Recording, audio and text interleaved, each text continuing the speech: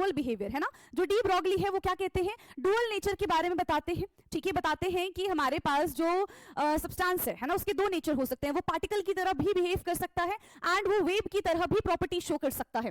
तो यस, तो अगेन यहाँ पे हमको क्या कैलकुलेट करना है, वेव लेंथ कैलकुलेट करना है।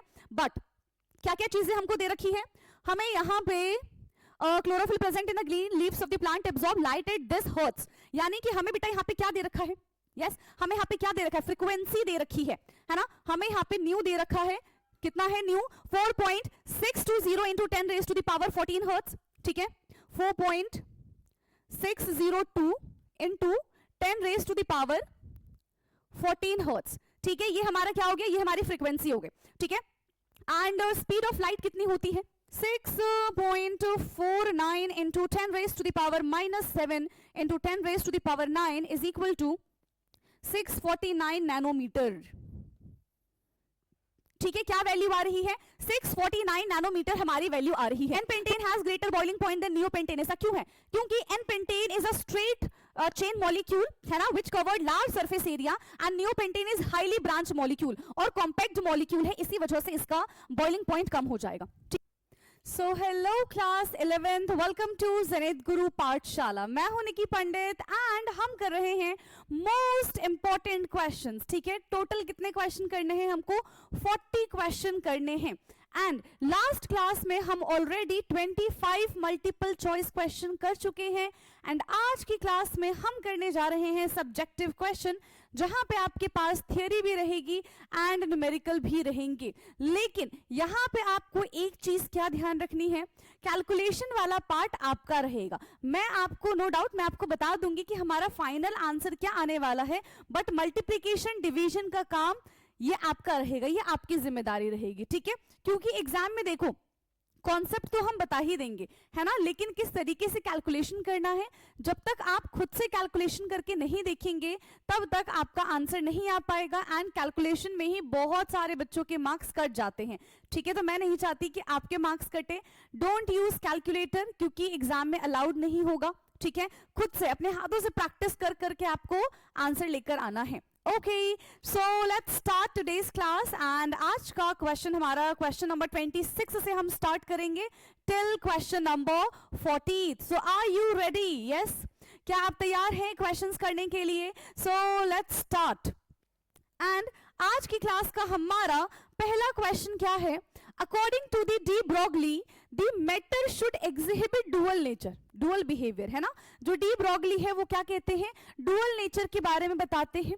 ठीक है, बताते हैं कि हमारे पास जो सब्सटेंस है ना, उसके दो नेचर हो सकते हैं। वो पार्टिकल की तरह भी बिहेव कर सकता है एंड वो वेव की तरह भी प्रॉपर्टी शो कर सकता है।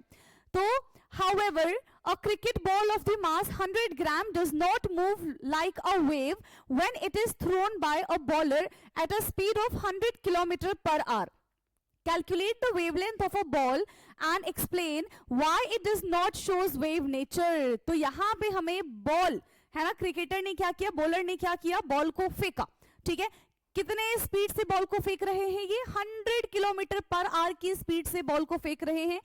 हमें बॉल का वेवलेंथ कैलकुलेट करना है, प्लस साथ ही साथ हमसे ये भी पूछा है कि हम ऐसा क्यों नहीं कह रहे कि भाई ये वेव नेचर शो कर रहा है, जबकि ये वेव नेचर और पार्टिकल नेचर दोनों शो करने चाहिए थे, है ना। तो थियरी पे आएंगे हम, सबसे पहले हम इसका न्यूमेरिकल कर लेते। ठीक है, सो वेवलेंथ कैलकुलेट करने का क्या फॉर्मूला है, yes, lambda is equal to h upon mv। ये हमारा वेवलेंथ कैलकुलेट करने का फॉर्मूला है। नाउ h क्या होता है, h is the Planck constant, जिसकी वैल्यू हमेशा फिक्स रहती है। क्या होती है बेटा h की value, 6.626 into 10 raise to the power -34 joule second. ये हमारे प्लैंक कांस्टेंट की वैल्यू है। मास हमको ऑलरेडी दे रखा है, दैट इज 100 ग्राम। ठीक है, मास हमारे पास अगर 100 ग्राम है, हम इसको किस में कन्वर्ट कर देंगे, केजी में कन्वर्ट कर देंगे, तो ये हो जाएगा हमारा 0.1 केजी। ठीक है, मास के साथ साथ हमको क्या दे रखा है, स्पीड भी मेंशन है। ठीक है, स्पीड भी हमको मेंशन है, और स्पीड कितनी है बेटा, स्पीड कितनी है, 100 किलोमीटर पर आवर, है ना, 100 किलोमीटर पर आवर, यही हमारी स्पीड है। अब हमें इसको अगर मीटर पर सेकंड में करना होगा तो कैसे करेंगे, यस अगर हमें इसको मीटर पर सेकंड में करना होगा तो कैसे करेंगे, आर है ना, तो पहले मिनट में कन्वर्ट करेंगे फिर सेकंड में कन्वर्ट करेंगे, तो सीधा सीधा हम इसको 3600 इंटू 1000 ये कर सकते हैं। यस अब देखो स्टार्टिंग में ही मैंने आपको बता दिया था कि कैलकुलेशन वाला पार्ट आपका रहने वाला है, मैं यहाँ पे बस आपको आंसर लिख दूंगी, ठीक है। तो यहाँ पे बेटा हमारा आंसर आ जाएगा 27.78 मीटर पर सेकेंड, ठीक है, 27.78 मीटर पर सेकेंड। ठीक, ये तो हमने स्पीड अभी निकाली है किसमें, मीटर पर सेकेंड में। Now put all these value in the formula, ठीक है। सो h हमारा क्या है 6.626 into 10 raise to the power minus 34, mass है हमारा 0.1 एंड स्पीड है 27.78, ठीक है। अब इसको सॉल्व करने की जिम्मेदारी किसकी है, यस आपकी है, ठीक है। जो भी लेक्चर देख रहा है उसको सॉल्व करने की जिम्मेदारी आपकी है, बट मैं आपको प्रॉपर यहाँ पे आंसर बताऊंगी, ठीक है बेटा। यहाँ पे क्या हो जाएगा 2.38 into 10 raise to the power minus 34, ठीक है, 2.38 into 10 raise to the power minus 34। Unit क्या होती है वेवलेंथ की, यस यूनिट कभी भी मिस नहीं करना है, अदरवाइज मार्क्स कट जाते हैं, ठीक है। यूनिट क्या हो जाएगी इसकी, मीटर। तो इस तरीके से हम वेवलेंथ कैलकुलेट कर लेंगे। तो एक पार्ट हमारा इस क्वेश्चन का होता है समाप्त। Now the second part is कि व्हाई, क्या कह रहे हैं, बॉल, ठीक है, ये क्यों एक्सप्लेन नहीं करता है वेव नेचर, ये वेव नेचर क्यों शो नहीं करता, जल्दी बता दो। क्योंकि देखो डी ब्रॉगली के अकॉर्डिंग ये वेव नेचर क्यों शो नहीं करता, because ball is extremely small, है ना। बॉल जो है, बॉल की जो वेवलेंथ है वो देख रहे हो कितनी ज्यादा छोटी है, बॉल की जो वेवलेंथ है पता चले 10 raise to the power minus 34 metre है। तो इतनी छोटी वेवलेंथ, ठीक है, the wavelength is below the limit of the detection, तो हम इसको डिटेक्ट नहीं कर सकते। That's why we saying that कि ये कैसा नेचर शो करता है, ये सिर्फ और सिर्फ पार्टिकल नेचर शो करेगा, वेव नेचर शो नहीं करेगा, ठीक है। तो हम इसका आंसर क्या लिख देंगे बेटा, यस हम इसका आंसर क्या लिखेंगे, जल्दी बताइए। The ball is extremely small wavelength, है ना, द बॉल has extremely small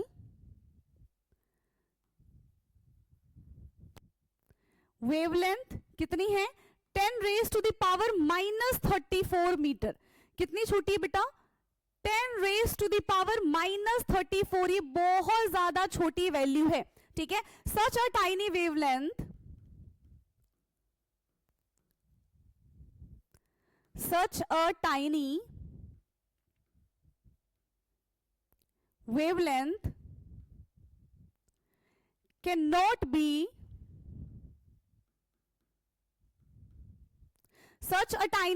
cannot be detected at any measuring instrument, at any measuring instrument, ठीक है, किसी भी मेजरिंग इंस्ट्रूमेंट से हम इसको मेजर नहीं कर सकते हैं, ये नेग्लिजिबल होता है, ठीक है। So it's wavelength is so small that wave effect like wave, यहाँ पे जो है वो ना ही डिफ्रेक्शन कर सकता है, यहाँ पे ना ही हमको डिफ्रेक्शन दिखेगा, ना ही हमको इंटरफेरेंस दिखेगा, ठीक है, आया समझ में। सो हम यहाँ पे क्या चीज मेंशन कर सकते हैं, ठीक है, इट्स वेवलेंथ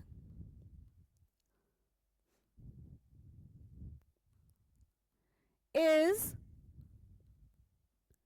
सो स्मॉल, इसका जो वेवलेंथ है वो बहुत ज्यादा छोटा है, that wave effect like diffraction and interference can not be observed, ठीक है, diffraction and interference cannot be observed. That's why it cannot be considered as a, that why it cannot show wave nature, ठीक है। That's why it can not show wave nature. ठीक है, इसी वजह से ये वेव नेचर शो नहीं कर सकता है। आया समझ में? चलो अब हम चलते हैं अपने नेक्स्ट क्वेश्चन की तरफ।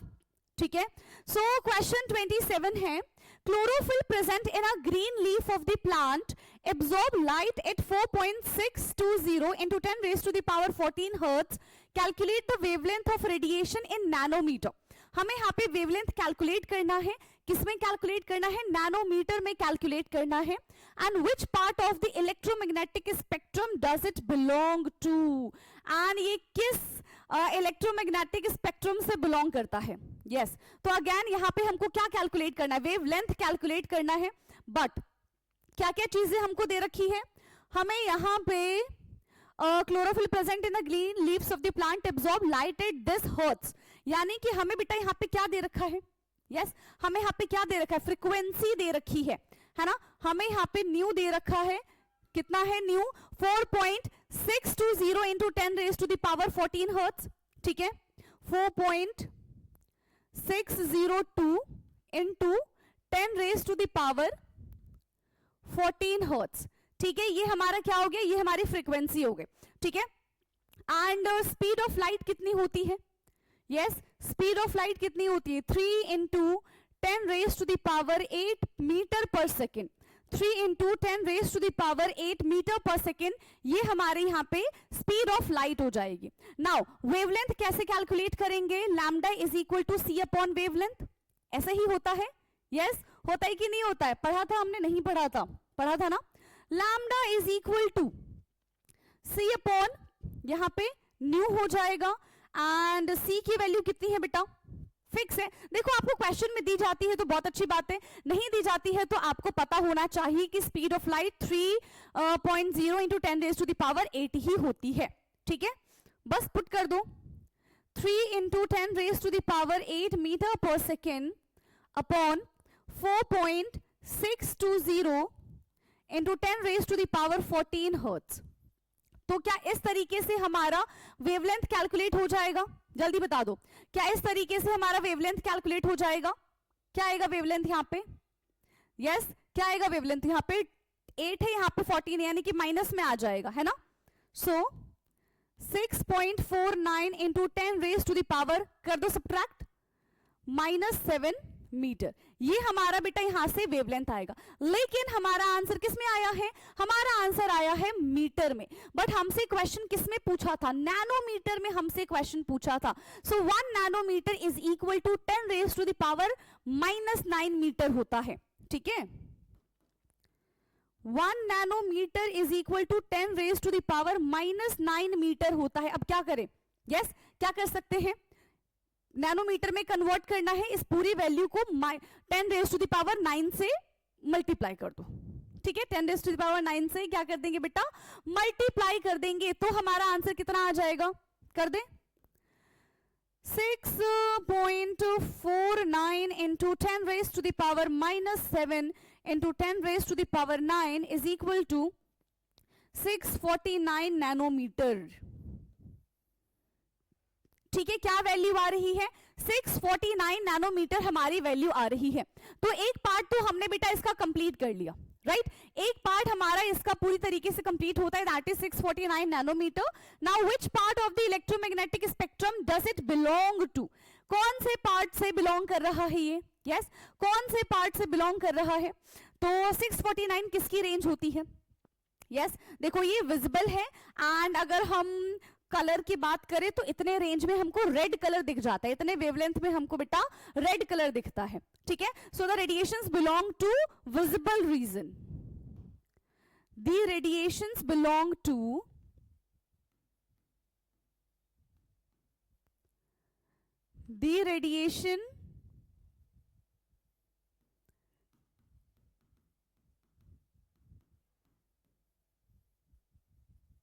Visible region. और विजिबल में भी कौन सा हो जाएगा? It is red in colour.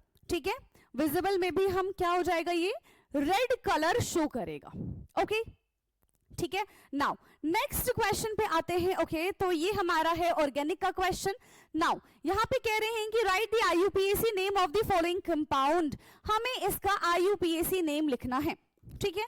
और हमारे पास यहां पे क्या है, देखो ये CN ग्रुप हमारा कौन सा ग्रुप कहलाता है, वैसे तो साइनाइड कहते हैं, बट अगर कार्बन के साथ जुड़ जाता है तो इट विल बिकम, क्या हो जाता है, कितने सारे हमने फंक्शनल ग्रुप पढ़े थे, तो ये हमारा कौन सा फंक्शनल ग्रुप है, दिस इज नाइट्राइल, CN हमारा नाइट्राइल ग्रुप कहलाता है, ठीक है। अब देखो कहीं से भी काउंट कर लो, कोई फर्क नहीं पड़ने वाला है। सो 1 2 3, ये क्या बन गया बेटा, 3 कार्बन का मतलब होता है प्रोप, ठीक है, 3 कार्बन मतलब है प्रोप, और एन इन आइन तो कुछ आ नहीं रहा है, सब में हमारा सिंगल बॉन्ड ही प्रेजेंट है, तो क्या हो जाएगा 1, 2, 3, क्योंकि यहाँ पे 3 नाइट्राइल है तो ये क्या बन जाएगा, ट्राइनाइट्राइल, ठीक है। ये हमारा क्या बन जाएगा, ये हमारा बन जाएगा ट्राइनाइट्राइल। तो अच्छा सिंगल बॉन्ड था ना, हमने एन नहीं लगाया, यहाँ पे सिंगल बॉन्ड में हमको एन भी लगाना पड़ेगा, प्रोप एन 1, 2, 3 ट्राइनाइट्राइल, ठीक है। प्रोप एन 1, 2, 3 ट्राइनाइट्राइल, ये हमारा यहाँ पे IUPAC नॉमेनक्लेचर हो जाएगा। क्या आपको समझ में आया, आसान था, यस। चलो देखो ऑलरेडी बिल्कुल ना बेसिक से IUPAC नॉमेनक्लेचर कैसे करते हैं इसकी मैंने सेपरेट वीडियो बनाई हुई है, ठीक है, आप जाके इसी सेम प्लेलिस्ट में देख सकते हैं, ठीक। चलिए अब किसके बारे में बात करते हैं, बी के बारे में बात करते हैं, ठीक। कार्बन की लंबी चेन ढूंढो, 1 2 3 4, ठीक है, ये 4 हो गए, 4 कार्बन हो गए यहाँ पे। ये कुछ ऐसा है, CH3 CH double bond C, इसके साथ CH3 है, फिर C, अच्छा इधर OH है और इधर CH3 है, ये कुछ ऐसा बनेगा, ध्यान से देख लो, ये हमारा कुछ इस तरीके से बनेगा। अब इसका नाम बता दो, 1 2 3, 3 पे मिथाइल है, 3 मिथाइल ब्यूट 2 इन, 2 पे इन है, और 2 ओल 2 पे इन है, 1 2, ठीक है, 1 2 सेकेंड, अच्छा डबल बॉन्ड इधर लगेगा, इधर नहीं लगेगा डबल बॉन्ड, हमारा CH C डबल बॉन्ड, ये बन जाएगा, क्या बन जाएगा हमारा 1 2 3, 3 मिथाइल ब्यूट 2 इन, और इन में भी पता है ई नहीं आएगा, क्यों, क्योंकि इसके बाद हमारा वोवेल है, तो 2 इन 2 ओल, 2 इन 2 ओल,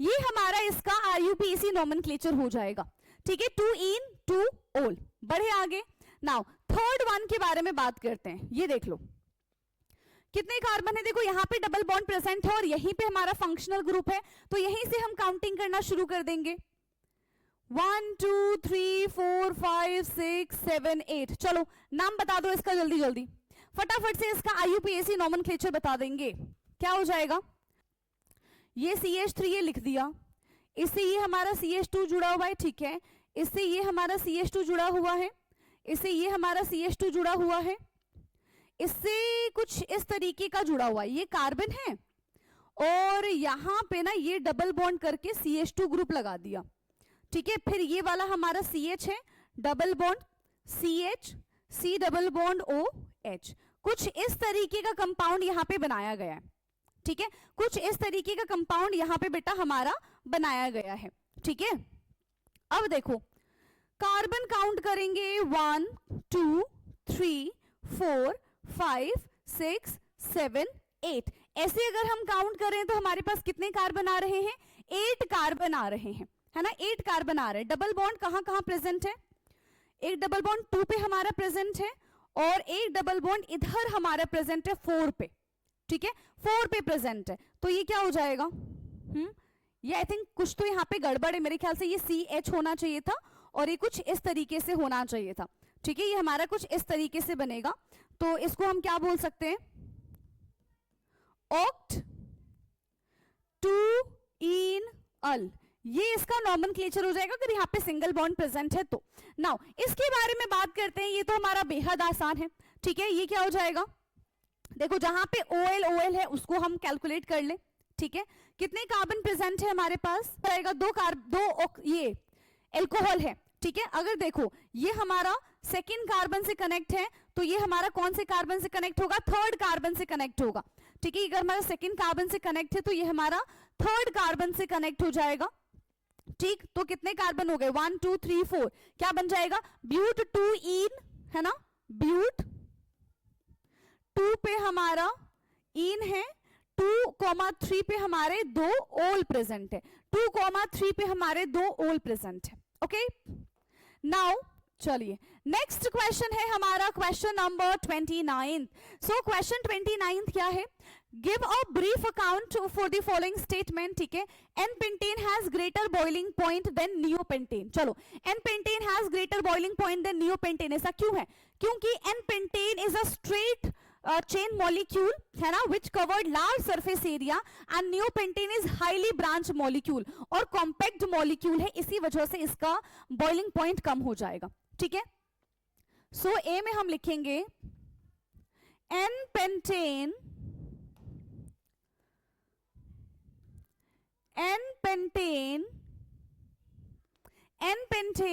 is a straight carbon chain, n-pentane is a straight carbon chain which cover more surface area, whereas neopentane has many branch which compact the structure, ठीक है, जो स्ट्रक्चर को कॉम्पैक्ट कर देता है, which compact the structure and decrease surface area and decrease surface area, hence boiling point also decrease, जिसकी वजह से इसका boiling point भी decrease हो जाता है। बी है हमारा trans pent 2-ene is polar while trans but 2-ene is non polar, एक हमारा यहाँ पे polar है और एक हमारा यहाँ पे non polar है, ऐसा क्यों है, यस एक हमारा यहाँ पे पोलर है जबकि दूसरा हमारा यहाँ पे नॉन पोलर है। तो अगर हम ट्रांसपेंट 2-ene के बारे में बात करें, सो ट्रांसपेंट 2-ene इज पोलर, देखो क्योंकि यहाँ पे एसिमेट्रिकल है ना, ये अनसिमेट्रिकल है पेंट वाला, जबकि ब्यूट वाला इज सिमेट्रिकल, ठीक है। तो सिमेट्रिकल हो जाएगा तो डायपोल मोमेंट इज 0 और जब सिमेट्रिकल नहीं होगा तो डायपोल मोमेंट इज नॉट 0, ठीक, आगे समझ में। सो ट्रांसपेंट 2-ene, बी है हमारा ट्रांसपेंट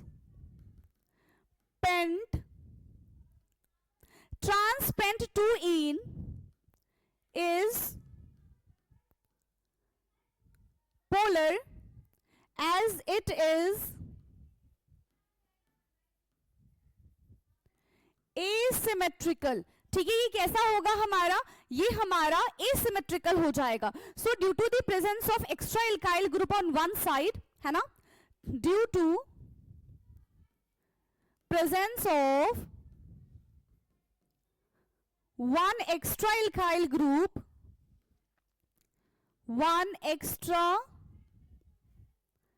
alkyl group, due to presence of one extra alkyl group it shows it become asymmetrical, है ना। सो यहाँ पे क्या हो जाएगा, bond dipole do not cancel completely, bond dipole do not cancel each other completely, ठीक है, कंप्लीटली एक दूसरे को कैंसिल आउट नहीं कर पाएंगे, hence its net dipole movement is not 0, इसका कोई डायपोल मूवमेंट होगा, ठीक है, hence it net dipole, it shows net, it has net dipole, ठीक है, इट नेट डायपोल प्रेजेंट, इसमें नेट डायपोल हमारा प्रेजेंट होगा, 0 नहीं होगा। While trans but 2-ene, trans but 2ene is non-polar as it is symmetrical. ठीक है, कैसे होते हैं ये दोनों साइड बराबर बराबर हो जाएंगे as it is symmetrical. There bond dipole cancel each other completely, है ना. There bond dipole cancel each other. There bond dipole cancel each other completely. तो इस वजह से ये हमारा नॉन पोलर हो जाएगा और एक हमारा पोलर हो जाएगा. Clear? Now, the next question is question 13th.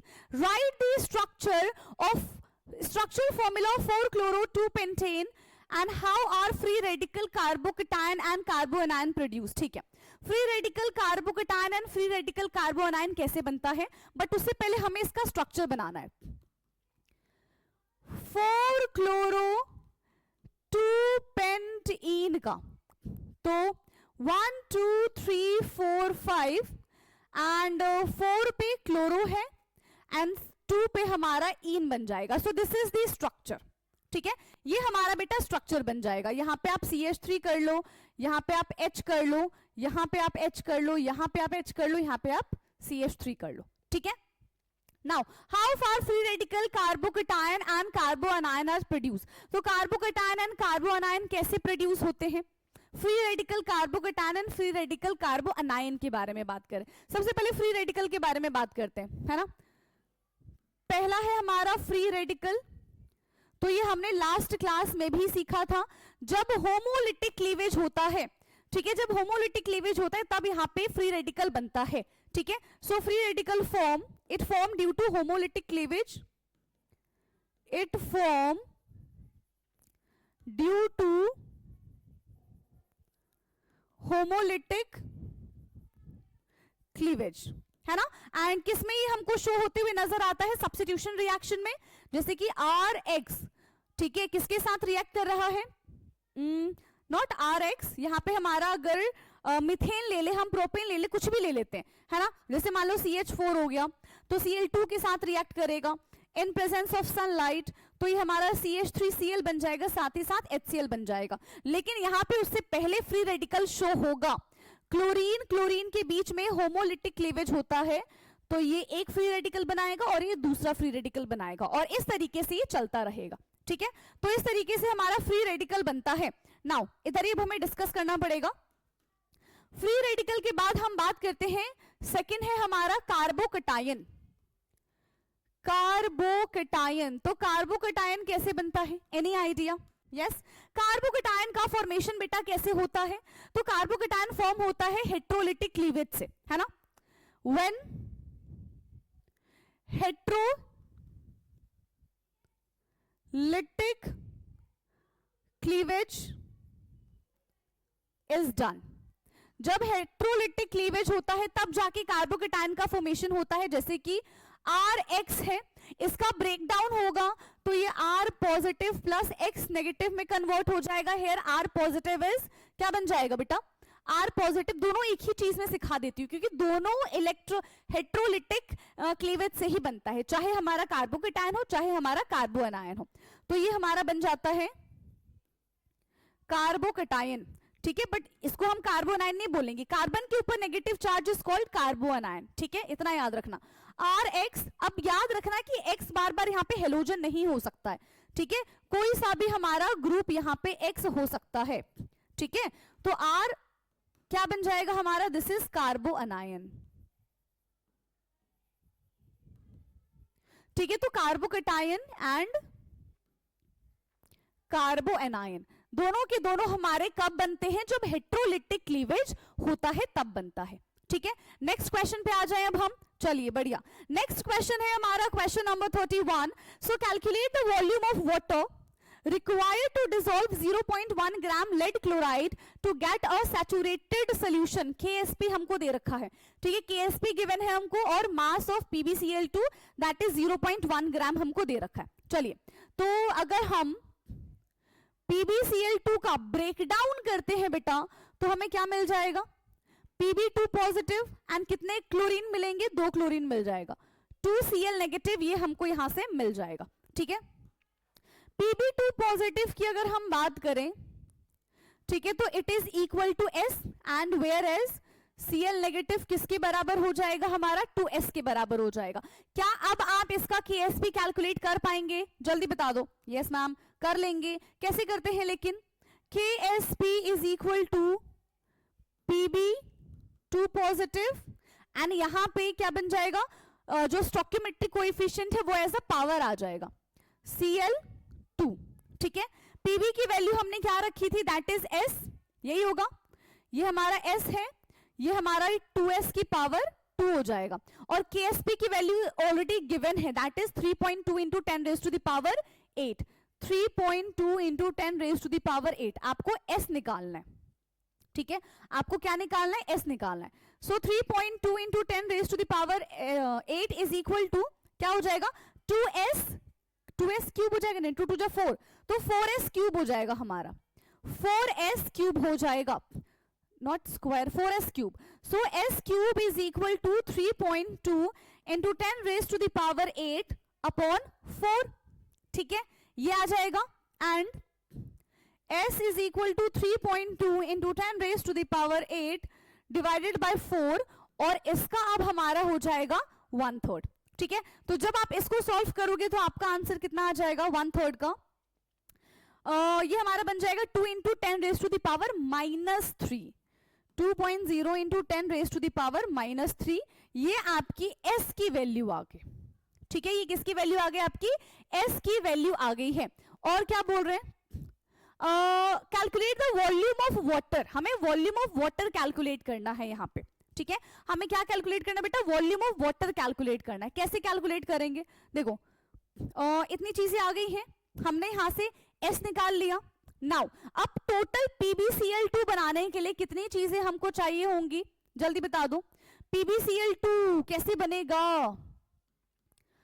अगर हम PbCl2 का मास कैलकुलेट करें, मोलर मास कैलकुलेट करें PbCl2 का, तो वो कितना हो जाएगा, लेड का होता है बेटा 207 एंड क्लोरीन का होता है 35.5, सो 2 इंटू 35.5 कितना हो जाएगा, mass of PbCl2, molar mass of PbCl2 basically it will become 278 ग्राम पर मोल, है ना, यही होगा 278 ग्राम पर मोल। ये हमने मोलर मास निकाला है PbCl2 का।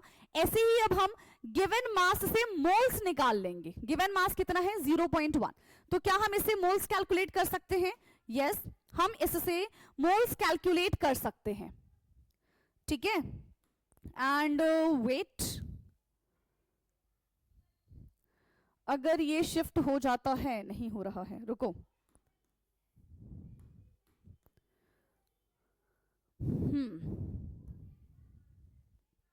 चलो ये इतना लिख दिया। इधर हम मोल्स कैलकुलेट कर लेते हैं, ठीक है। मोल्स कैसे कैलकुलेट करेंगे हम, given mass upon molecular mass. Molecular mass अभी जस्ट हमने निकाला है, तो गिवन मास है हमारा 0.1 एंड मॉलिक्यूलर मास है 278। कितने मोल्स आ जाएंगे बेटा, कितने मोल्स आएंगे, बहुत कम मोल्स आएंगे, है ना, लगभग 3.6 into 10 raise to the power -4, 3.6 into 10 raise to the power -4 moles आएगा। बट हमको तो वॉल्यूम निकालना है, तो वॉल्यूम कैसे निकलता है, volume is equal to moles upon solubility, ठीक है। Volume is equal to moles upon solubility. तो मोल्स कितना निकाला अभी हमने, 3.6 into 10 raise to the power -4 and solubility कितना निकाला हमने, 2 into 10 raise to the power 2.0 into 10 raise to the power -3, बस आ जाएगा वॉल्यूम 0.18 लीटर। इस तरीके से हम वॉल्यूम को कैलकुलेट कर देंगे। अगर आपको ml में कन्वर्ट करना है तो आपको 0.18 लीटर से आप 180 ml बोल सकते हैं, ठीक। चलिए, now the next question is, आवाज आ रही है, यस, नेक्स्ट क्वेश्चन है हमारा question 32। The degree of ionisation of 0.1 molar bromoacetic acid solution is this, calculate the pH of the solution and pKa of the bromoacetic acid। चलो pH हमें calculate करना है, ठीक है, एंड हमें POH नहीं pH नहीं, pKa कैलकुलेट करना है, ठीक है। तो कैलकुलेशन ऑफ pH, सबसे पहले हम यहाँ पे pH कैलकुलेट कर लेते हैं, ठीक है। तो यहाँ पे देखो ब्रोमो एसिटिक एसिड प्रेजेंट है हमारे पास, ठीक है, CH3COOBr है ना, यही हमारे पास प्रेजेंट है, ठीक है। याद रखना pH हमें निकालना है, H पॉजिटिव आयन जो है वो किसके बराबर है, यहाँ पे C अल्फा के बराबर है, ठीक है, C अल्फा के बराबर है। ये हम कैलकुलेट करें फॉर वीक एसिड, ठीक है, ये हम कैलकुलेट करें फॉर वीक एसिड, देखो हमें डिग्री ऑफ आयनाइजेशन दे रखा है, इसीलिए हमने ये चीज लगाई है। So H ion concentration is equal to 0.130, ठीक है, 1 मोल के बारे में बात कर रहे हैं, 0.1 के बारे में। सो 0.1 इंटू 0.132, तो इससे हमारा क्या आ जाएगा, इससे हमारा कॉन्सेंट्रेशन आ जाएगा, पीएच नहीं आएगा, कॉन्सेंट्रेशन आ जाएगा। सो 0.0132 ये हमारा H आयन कॉन्सेंट्रेशन आ गया। Now use the formula for pH, minus log of H ion concentration, so pH is equal to minus log of 0.0132, ये 0.0132। अब देखो आप इसको कैसे कर सकते हो, 1.32 into 10 raise to the power -2, और आपको हर एक लॉग निकालना सिखाया है। मेक श्योर कि आपको बिना लॉग टेबल के लॉग निकालना आता है, और अगर नहीं आता तो आप जाके लॉग और एंटी लॉग दोनों सीख सकते हैं। हार्डली 25 मिनट में मैंने आपको लॉग और एंटी लॉग दोनों सिखा दिया, ठीक है। तो यहां से देखो बातों बातों में ही हमने पीएच कैलकुलेट कर लिया। नाउ अब हम बात करते हैं pKa के बारे में। सो pKa इज, pKa कैसे, pKa हम कैलकुलेट करते हैं, जल्दी बताओ। pKa is minus log of Ka, right, but हमें तो Ka पता ही नहीं है, तो Ka कैलकुलेट कर लो, है ना। अब पहले हमें Ka कैलकुलेट करना पड़ेगा। So Ka is equal to C alpha upon 1 minus alpha, ठीक है। Ka is equal to C पता है आपको, देखो C अल्फा 0.0132, 0.0132 का whole square upon 1 minus alpha कितना है बेटा, अल्फा इज 0.132, बस यहां से आपको Ka की वैल्यू मिल जाएगी, ना, यस मिल जाएगी। कितना हो जाएगा, 2 into 10 raise to the power -3, ठीक है। यहां से आपको Ka की वैल्यू मिल जाएगी। अब बस इस Ka को ना इसमें पुट कर दो, ठीक है।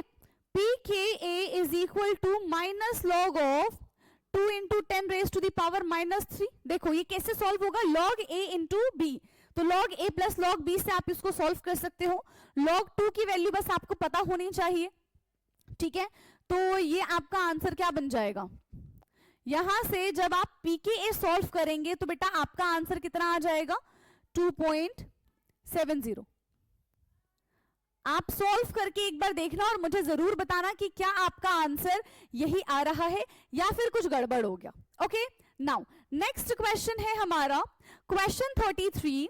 How many gram of Cl2 are required to completely react with 0.4 gram of H2 to yield HCl, also calculate the amount of HCl form. ठीक है, सबसे पहले बताना है कि कितने ग्राम हमें Cl2 रिक्वायर्ड होंगे, ठीक है, ताकि वो कंप्लीटली 0.4 ग्राम ऑफ H2 के साथ रिएक्ट कर जाए।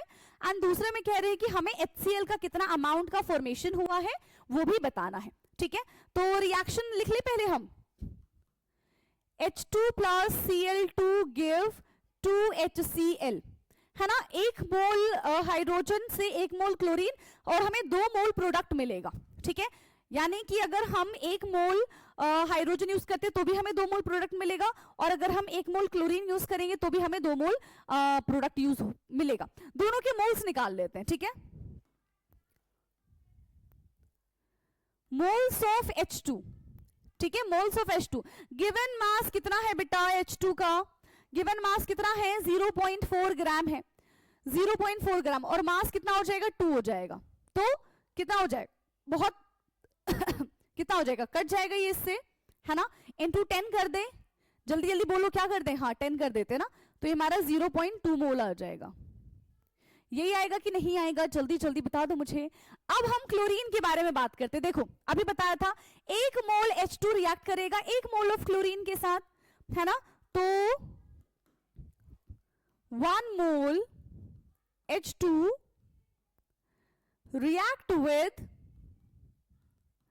1 mole Cl2, तो यहां पे Cl2 का भी कितना मोल हो जाएगा? Cl2 का भी हमारा 0.2 मोल ही होगा, ठीक है। Cl2 का भी कितना मोल हो जाएगा? 0.2 मोल यहां पे हो जाएगा, ठीक है। नाउ अब इससे हम मोल्स से हम मास कैलकुलेट कर सकते हैं, ठीक है। मोल्स से हम मास कैलकुलेट कर सकते हैं बेटा, मास तो आप वैसे भी कैलकुलेट कर सकते थे, ठीक है। Cl2 है तो एक क्लोरीन का मास 35.5 होता है ना, दो क्लोरीन का मास 71 हो जाएगा, 71 इंटू 0.2, तो गिवन मास यहां से हमारा आ जाएगा 14.2 ग्राम। This is not molecular mass. With the help of molecular mass and number of moles, we can easily calculate the given mass. ठीक, तो गिवन मास पता चल गया कि भाई हमको इतने हाइड्रोजन के साथ इतना क्लोरीन चाहिए, इतने हाइड्रोजन के साथ इतना क्लोरीन चाहिए। नाउ द क्वेश्चन इज कि how much amount of HCl is formed, आखिरकार आपको कितना HCl मिला है, ठीक है। आखिरकार आपको कितना HCl मिला बेटा? यस, तो पहले मोल्स ऑफ HCl निकाल ले हम। Moles of HCl given upon molecular mass, given upon molecular mass, तो कितना गिवन है? 2 मोल गिवन है ना, मोल्स ऑलरेडी हमको गिवन है एंड मॉलिक्यूलर मास भी हमको गिवन है, तो हम क्या कैलकुलेट कर सकते हैं? अमाउंट कैलकुलेट कर सकते हैं, ठीक है। 2 इंटू 0.2 यानी कि 0 कितना हो जाएगा? 4 मोल।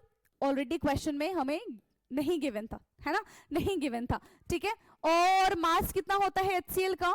35.5 प्लस 16, तो 36.5 ग्राम पर मोल, ठीक है, 36.5 ग्राम पर मोल। तो मास ऑफ HCl हमने निकाल लिया ना अभी, ठीक है, मास ऑफ HCl हमने निकाल लिया। Now the amount of HCl हमको निकालना है, ठीक है, यही हमसे क्वेश्चन ने पूछा था। Amount of HCl is 0.4 into 36.5, है ना, 36.5 इंटू 0.4, आपका आंसर आ जाएगा 14.6 ग्राम।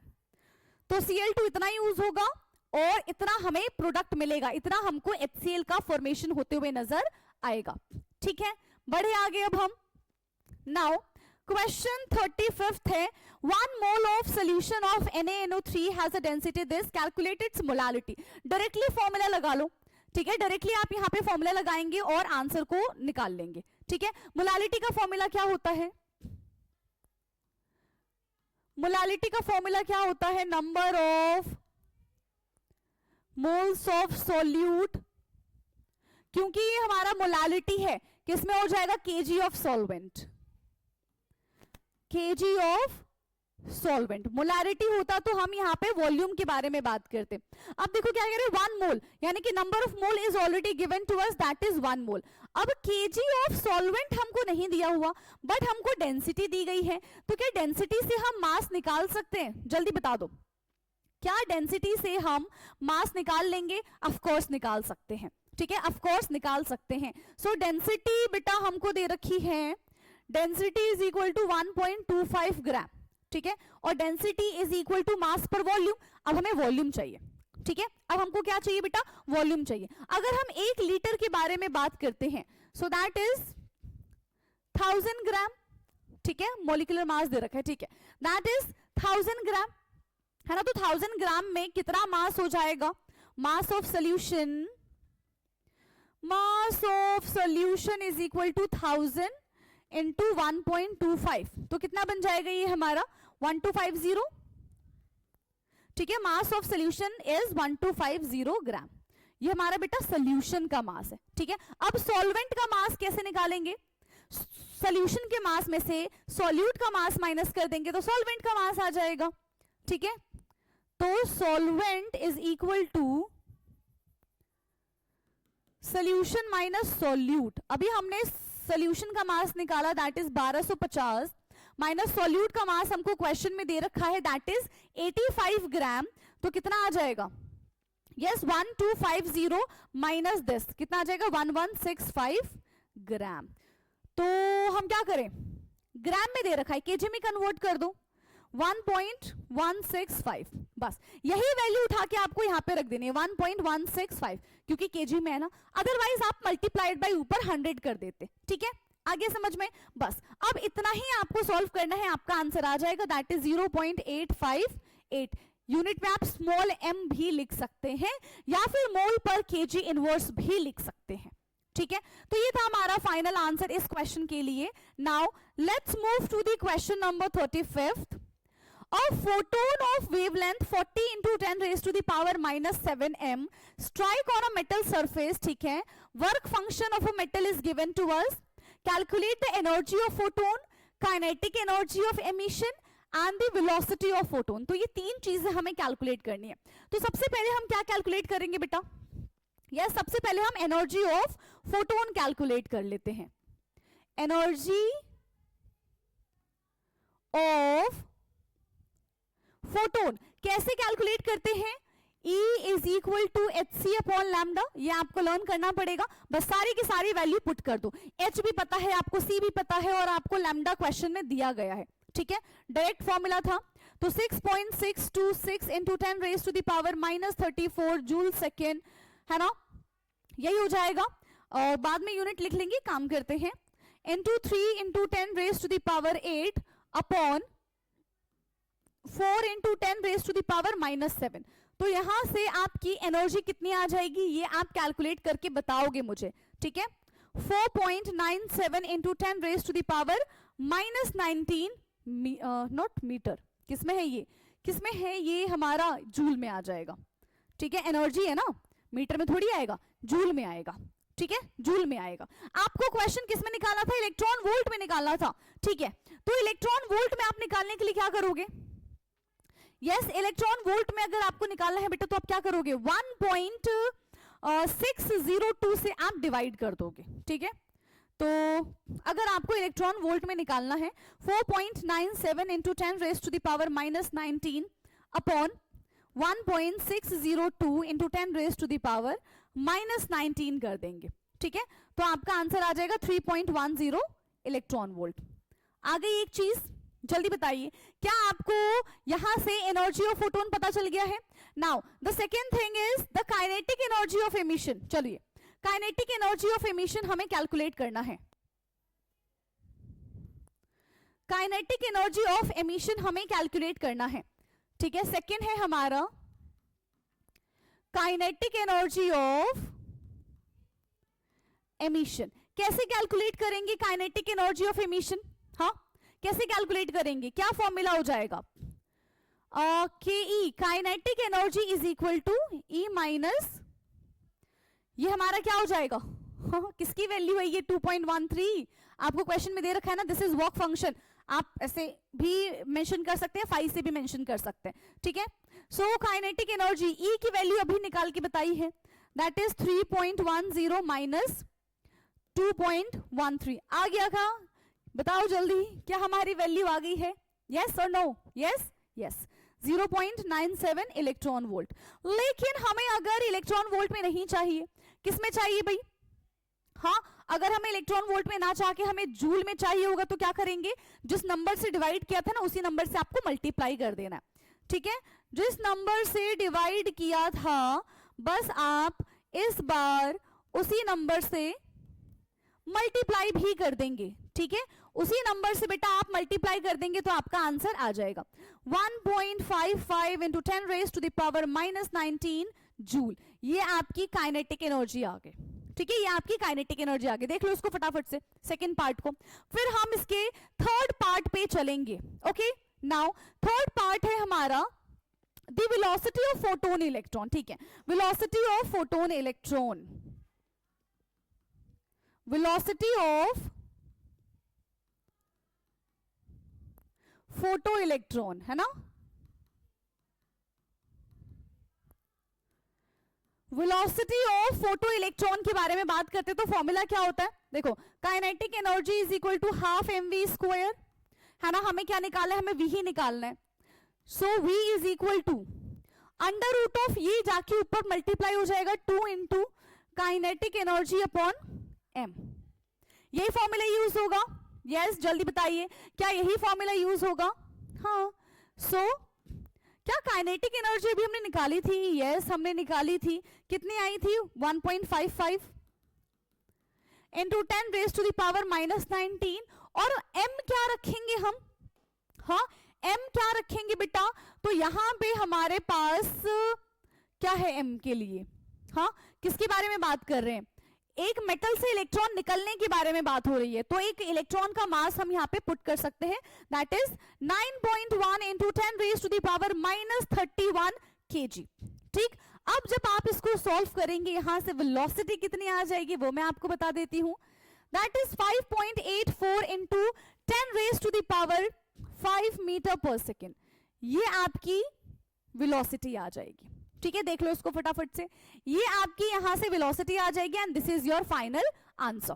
ठीक, चलो नेक्स्ट क्वेश्चन है, अब 36 पे आ चुके हैं हम, है ना। So question 36 is write the reactions Kolbe's electrolysis, elimination reaction, decarboxylation and explain the resonating structure of bromobenzene, nitrobenzene and benzaldehyde. ठीक है, सबसे पहले बेटा हम यहाँ पे ना कोलबेज इलेक्ट्रोलिटिक मेथड लिख लेते हैं, क्योंकि ये इधर आ जाएगा, है ना, और ये पहले दिया भी है अभी, तो चलो कोलबेज इलेक्ट्रोलिटिक मेथड। कोलबेज इलेक्ट्रोलिटिक मेथड क्या होता है, जब हम सॉल्ट यूज करते हैं, यानी कि जब हम सोडियम एसिटेट का इलेक्ट्रोलिसिस करेंगे, so it will give us hydrocarbon, carbon dioxide, hydrogen and NaOH। ठीक है, तो इसी को हम क्या कहते हैं, कोलबेज इलेक्ट्रोलिसिस कहते हैं। एंड यहां से किस चीज का प्रिपरेशन होता है बेटा, एल्केन्स का प्रिपरेशन होता है। ठीक है, इलेक्ट्रोलिसिस ऑफ सोडियम और पोटेशियम सॉल्ट। ठीक, तो रिएक्शन क्या हो जाएगी इसकी कोलबेज इलेक्ट्रोलिटिक मेथड की, when 2 moles of CH3COO Na, इसके ऊपर हमने पास किया है इलेक्ट्रिसिटी, तो इसका ब्रेकडाउन किस में हो जाएगा, ये बन जाएगा हमारा C2H6 प्लस CO2। ठीक है, एंड हमें मिल जाएगा यहां से H2 प्लस NaOH, ये हमारा यहां पे प्रोडक्ट रहेगा। ठीक है, आ गया क्लियर। नाउ नेक्स्ट है हमारा एलिमिनेशन रिएक्शन। नाम से ही क्या पता चल रहा है कि यहां पे हम कुछ ना कुछ चीजें जो है वो एलिमिनेट कर रहे हैं, that's why it is called elimination reaction, इसीलिए हम इसको एलिमिनेशन रिएक्शन बोल रहे हैं। चलिए, तो एलिमिनेशन रिएक्शन फटाफट से हम लिखेंगे, बी है हमारा एलिमिनेशन रिएक्शन। तो एलिमिनेशन रिएक्शन कहां पे होता है, यस एलिमिनेशन का मतलब है कुछ ना कुछ चीजें निकाल देना। ठीक है, फॉर एग्जाम्पल CH3CH2OH है हमारे पास, in presence of concentrated H2SO4 and temperature हम लेंगे बेटा 443 केल्विन। तो यहां पे क्या होगा, यहां से H चला जाएगा और यहां से एक हाइड्रोजन चला जाएगा and it will become CH2 double bond CH2 plus water यहां से बाहर आ जाएगा, इसी को हम एलिमिनेशन रिएक्शन कहते हैं। ठीक है, नाउ थर्ड था हमारा डीकार्बोक्सिलेशन, यही था, yes. Third one is decarboxylation, decarboxylation reaction. तो अब ये डीकार्बोक्सिलेशन रिएक्शन क्या है, डीकार्बोक्सिलेशन रिएक्शन क्या है, यहां पे हम सॉल्ट का रिएक्शन बेस के साथ कराते हैं इन प्रेजेंस ऑफ सोडा लाइम। ठीक है, या फिर देखो CH3COOH का रिएक्शन हमने NaOH के साथ करा दिया इन प्रेजेंस ऑफ कैल्शियम ऑक्साइड, तो ये बन जाएगा हमारा CH4 प्लस Na2CO3। ठीक है, CH4 प्लस Na2CO3। ठीक, नाउ इसके बाद कह रहे हैं explain the resonating structure of bromobenzene, nitrobenzene and benzaldehyde. ठीक है, इन तीनों का हमें रेजोनेटिंग स्ट्रक्चर यहां पे बना के दिखा देना है। तो कैसे दिखेगा बेटा रेजोनेटिंग स्ट्रक्चर, ब्रोमोबेंजीन है, चलिए ब्रोमोबेंजीन कैसा दिखता है, कैसा दिखता होगा ब्रोमोबेंजीन, इसके ऊपर Br है। ठीक है, इसको हमने क्या कह दिया, ब्रोमोबेंजीन कह दिया। अब देखो होगा क्या कि इसके पास प्रेजेंट होता है लोन पेयर, और ये क्या करता है, अपना लोन पेयर बेंजीन रिंग को डोनेट करता है। जैसे ही अपना लोन पेयर बेंजीन रिंग को डोनेट करेगा, ये बॉन्ड जो है ये टूट जाएगा और इसका पूरा का पूरा इलेक्ट्रॉन इसको मिल जाएगा, और अब ये सीरीज जो है ये हमारी चलती रहेगी। यहाँ पे Br पॉजिटिव, इधर नेगेटिव, ये इधर गया, ये इधर आ गया। अब देखो मेरे ख्याल से इसके बाद आप सारे के सारे रेजोनेटिंग स्ट्रक्चर ना खुद ब खुद ही बना लोगे। नेगेटिव, ये इधर चला गया एंड ये हमारा क्या बन जाएगा, नेगेटिव Br, ये इधर गया और इसको वापस से इसका इलेक्ट्रॉन मिल जाएगा, ठीक है, वापस से इसको इसका इलेक्ट्रॉन मिल जाएगा और ये हमारा बन गया, this is the resonating structure of bromobenzene, ठीक है, this is the resonating structure of bromobenzene. चलो मैं आपको बेंजल्डिहाइड का भी बनाना बता देती हूँ, ठीक है, कि बेंजल्डिहाइड का आखिरकार स्ट्रक्चर कैसे बनता है, और एक आप खुद से ही बनाओगे, दैट इज नाइट्रोबेंजीन, ठीक है। चलो बेंजल्डिहाइड कैसा दिखता है, बेंजीन के साथ CHO group, carbon double bond OH। अब देखो होता क्या है, oxygen being more electronegative, oxygen electron को विड्रॉ कर लेता है एंड इस पे नेगेटिव चार्ज आएगा, इस पे पॉजिटिव चार्ज आएगा, तो ये जो डबल बॉन्ड है ये फटाफट से जाके अपने पड़ोसी कार्बन की हेल्प करेगा और ये कुछ अब हमको ऐसा दिखेगा, ये गया ये गया, यहाँ पे पॉजिटिव चार्ज आ गया, डबल बॉन्ड C, और यहाँ पे हमारा क्या हो जाएगा, O नेगेटिव और इसके पास H पॉजिटिव, 1 2 3 4, ठीक है। अब इसकी हेल्प करने के लिए कौन जाएगा, यहाँ पे इसकी हेल्प करने के लिए ये चला जाएगा, तो ये यहाँ पे कुछ ऐसा बन जाएगा। अब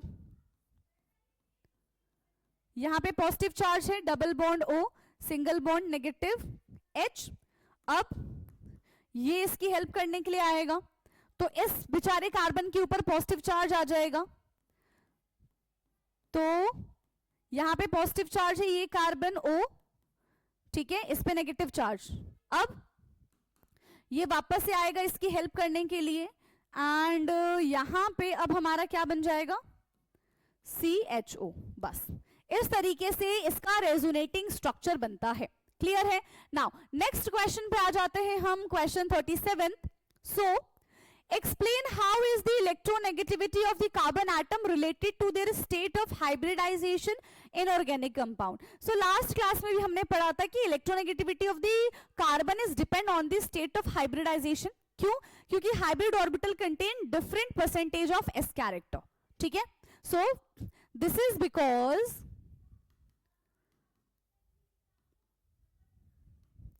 ठीक है, ऐसा क्यों हो रहा है, दिस इज बिकॉज, ठीक है, different hybrid orbital, different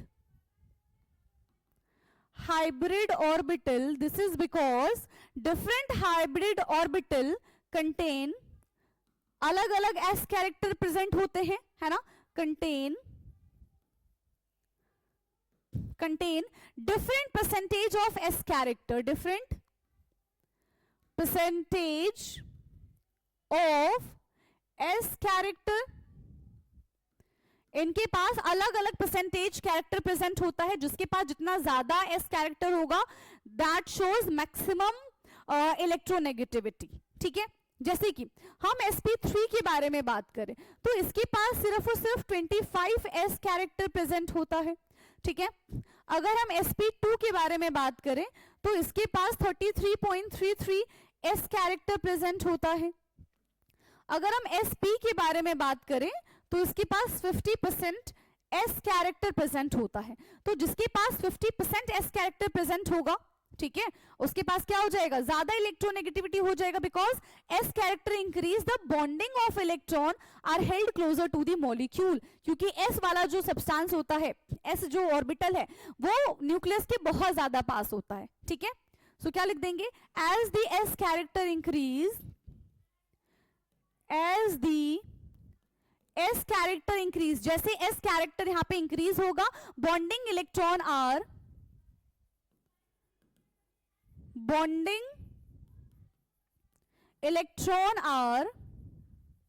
more closer, bonding electron are more closer to the nucleus।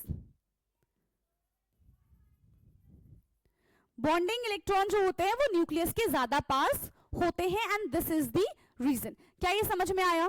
ठीक है, कैसे हो जाएगा यहाँ पे, sp then sp2 then sp3।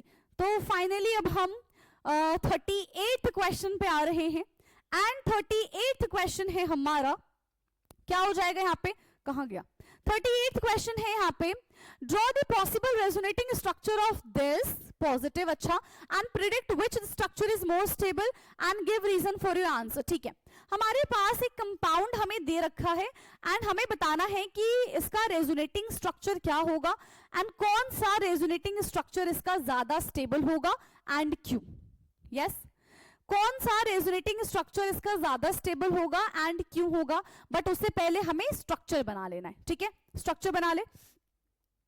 तो एक है हमारे पास CH3O CH2 पॉजिटिव, एक हमारे पास बन जाएगा CH3O positive double bond CH2। क्या और स्ट्रक्चर बनेगा? अच्छा, ये उधर चला जाएगा तो बिल्कुल सेम स्ट्रक्चर बन जाएगा पुराने वाला जैसा।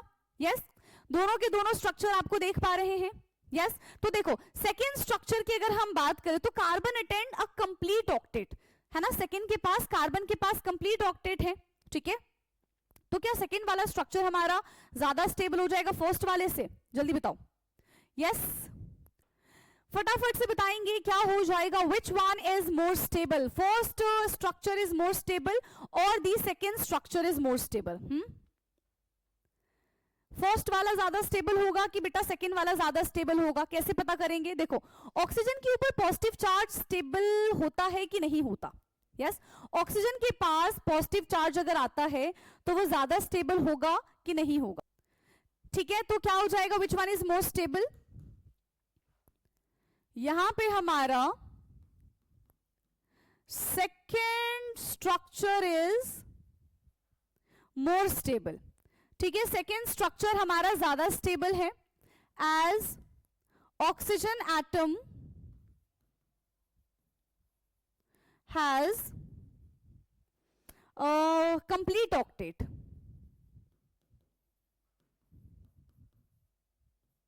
ठीक है, इसके पास इसकी कंप्लीट ऑक्टेट होती है इस वजह से, राइट।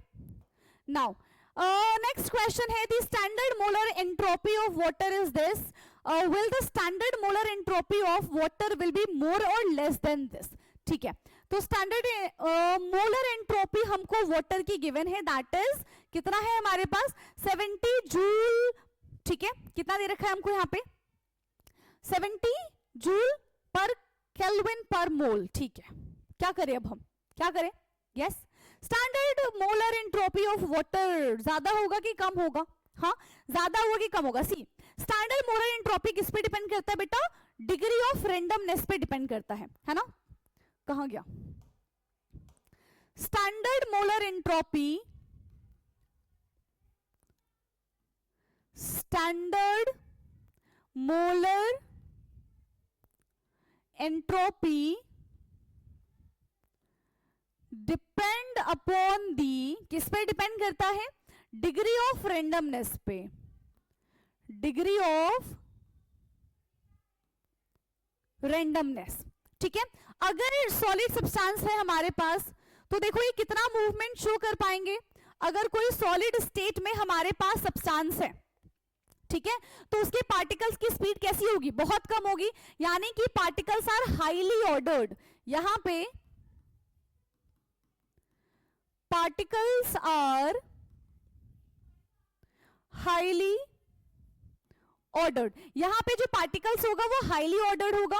वहीं अगर हम लिक्विड स्टेट के बारे में बात करेंगे तो लिक्विड स्टेट में पार्टिकल्स जो हैं वो रैंडमली मूव करते हैं, यानी कि मोर फ्रीडम ऑफ मूवमेंट, मोर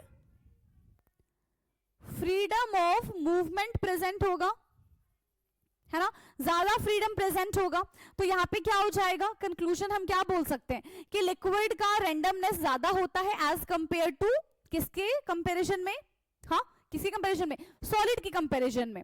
सो मोर और लेस यहां पे क्या हो जाएगा? जल्दी बताइए।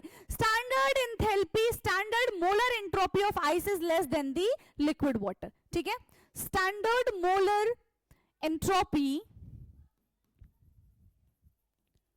Standard molar entropy, standard molar entropy of ice is less than liquid, और यू कैन से वाटर, तो ये लेस हो जाएगा।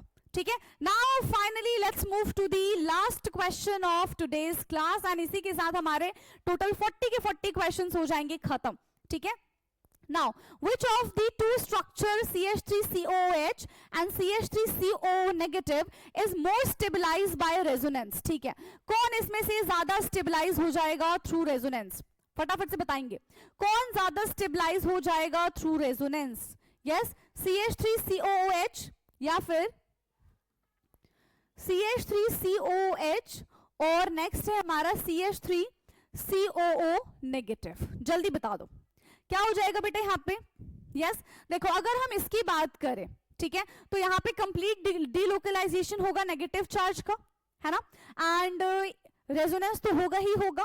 ठीक है, और इसी के साथ साथ देखो ये हमारा जल्दी रिएक्शन करेगा. इसमें क्या होगा, पहले हमें हाइड्रोजन निकालना पड़ेगा तब जाके ही इसमें कन्वर्ट हो पाएगा. ठीक है, तो इसमें क्या हो जाएगा, greater lowering of energy due to resonance. ठीक है, so which one, second one is more stabilized by resonance than first one. ठीक है, रीजन क्या है, सबसे पहले मैं आपको रीजन बता देती हूं. ठीक है, तो पहला रीजन क्या हो जाएगा, complete delocalisation of negative charge. Complete delocalisation of negative charge. ठीक है, सेकेंड चीज क्या हो जाएगी, equivalent resonating structure. Equivalent resonating structure and यहां पे हमारा थर्ड क्या हो जाएगा, ग्रेटर